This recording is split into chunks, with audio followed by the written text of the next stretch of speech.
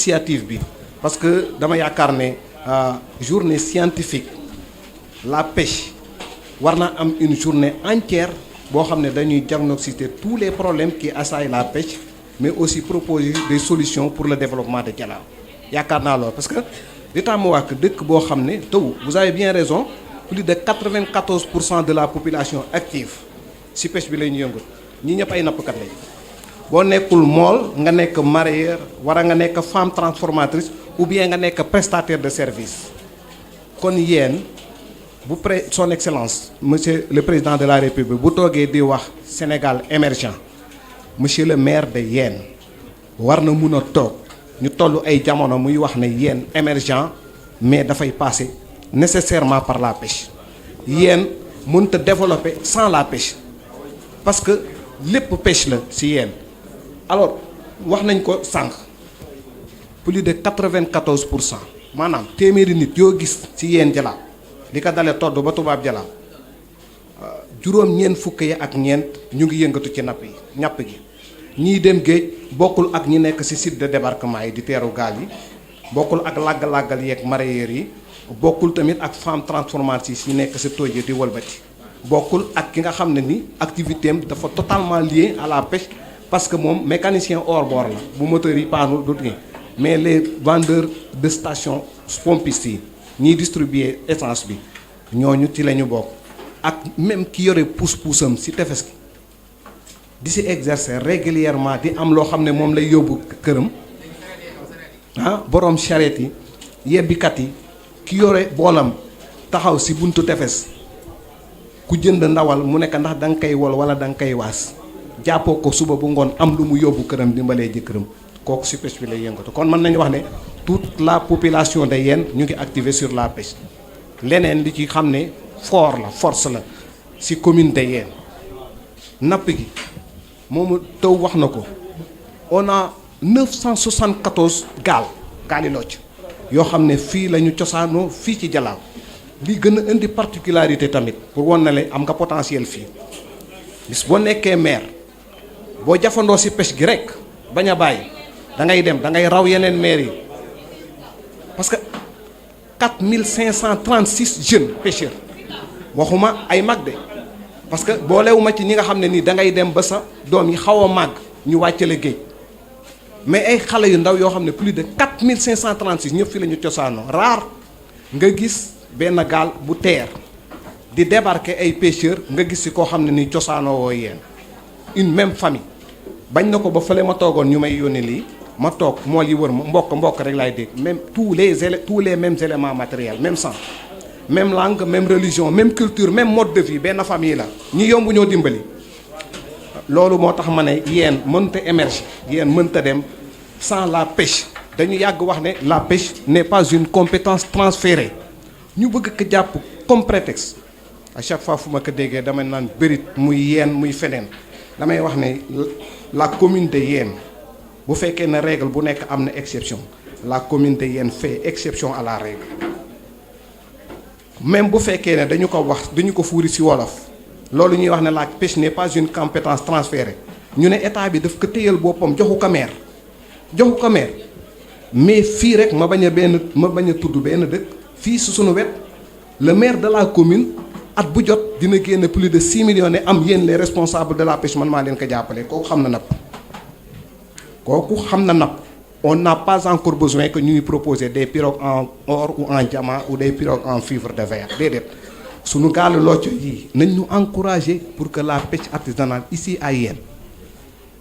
ñu jàppale ko bu baax a baax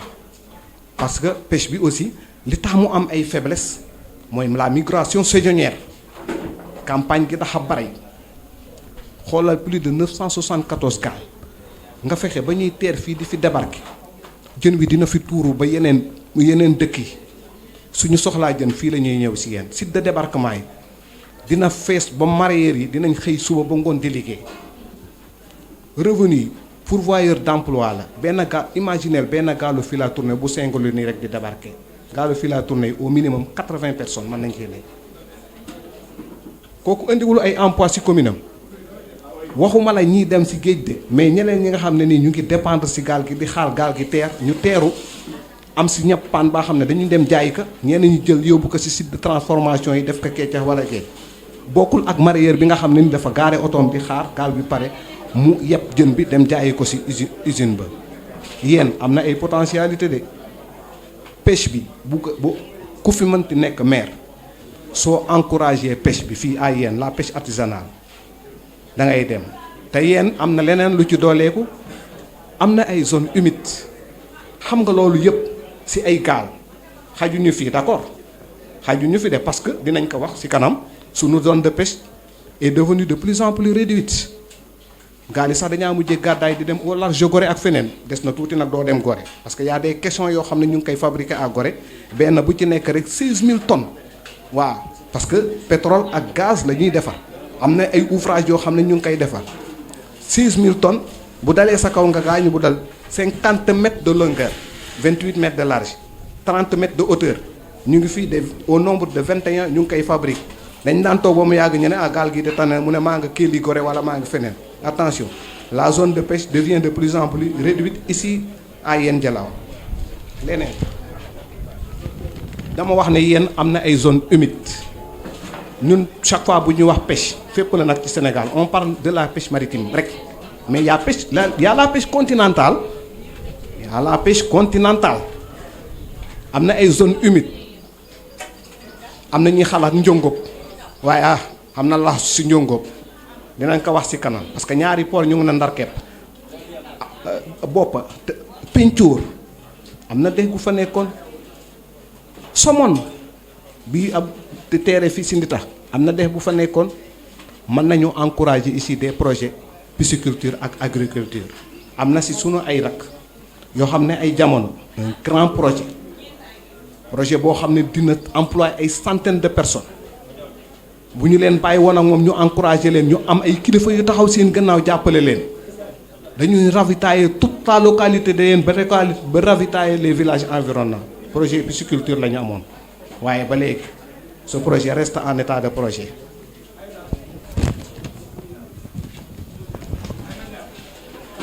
voilà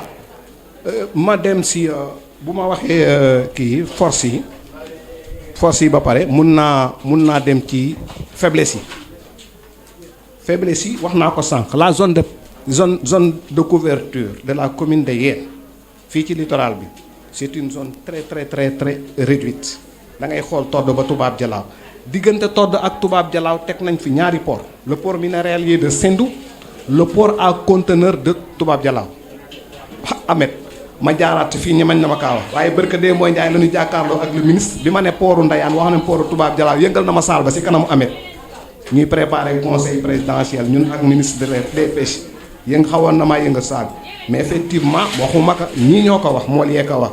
port ba li mu jël ci Toubab Dialaw moo ëpp li mu jël ci Ndayane ma ne ministre Alioune Ndoye bu la neexee nga tudde ko port Ndayane mu jigi daf ma doon liyaar sax mu ne bàyyi loolu ba ñu egg ci comité de pilotage bi préparer conseil présidentiel ma bàyyi waaye zone bi loolu bokk na ci faiblesse moo di dañuy obligé di jéggaani feneen boole kaak ay migration saisonnières yi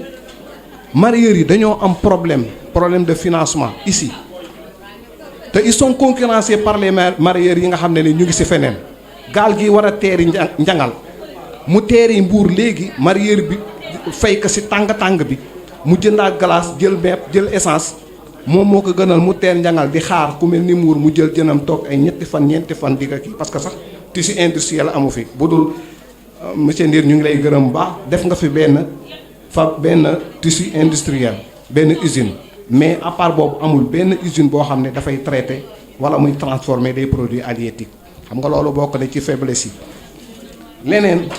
loo xam ne bokk na ci problème les femmes transformatrices dañuy xëy suba ba ngoon nekk ci buntu site de débarquement yi ou bien quai de pêche amuñu benn xaalis boo xam ne nii war nañ kaa mën a jël di jënd ko jaay te jigéenu yéen koo ci tegaloon benn paanu jën fii nga dina la won ne ñun ñoo ëpp expérience yeneen jigéen yi nekk ci kii ci en matière de transformation des produits halieutiques mais leen manqué mooy amuñu benn fonds boo xam ne nii war nañ kaa mën a yor xaalis un crédit revolving boo xam ne ni au moins ñoom dafay nekk seen biir du rouler ñu siy jënd fexe ba site bi ñu transformé ko ñu site bi ñu alimenté ko les sites de débarquement aussi ñuy yëngatu defe naa loolu aussi bokk na ci kii bon léegi man ma gàttal kon ma dem ci solution yi.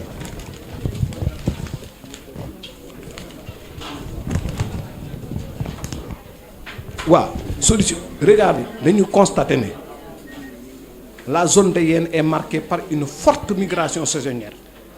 gaal yu bëri dañaa dem campagne loolu taxul dëkk développé nag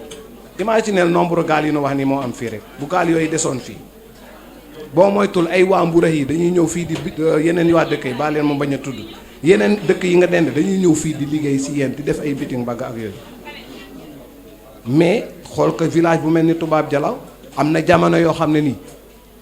rare ay benn gaal nga fay fekk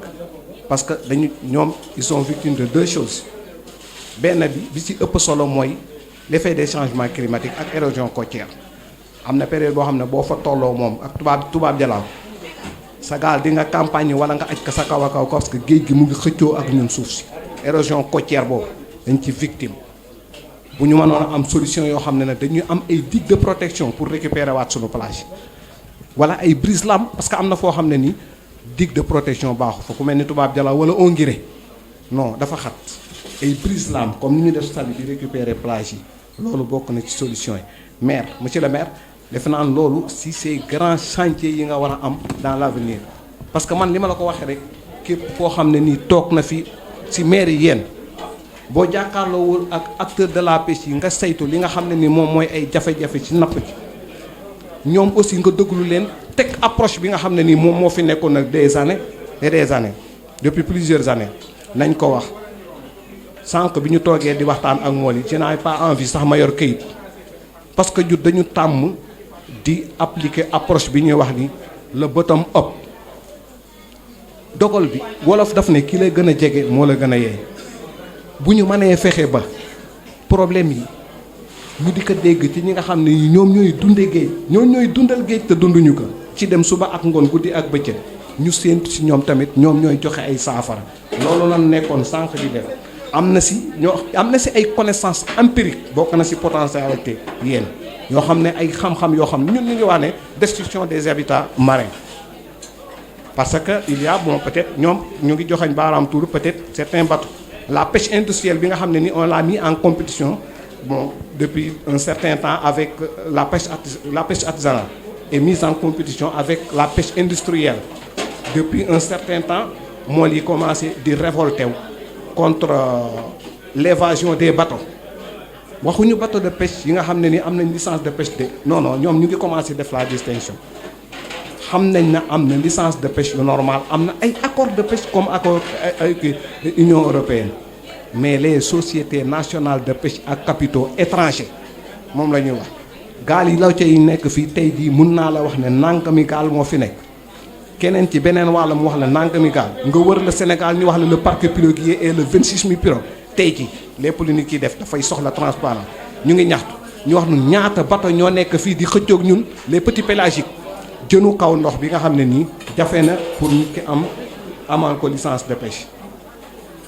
ñu ne nag am na beneen plan boo xam ne ni dañ koy proposer un plan de contingentement et de réduction des bateaux de pêche mën na nekk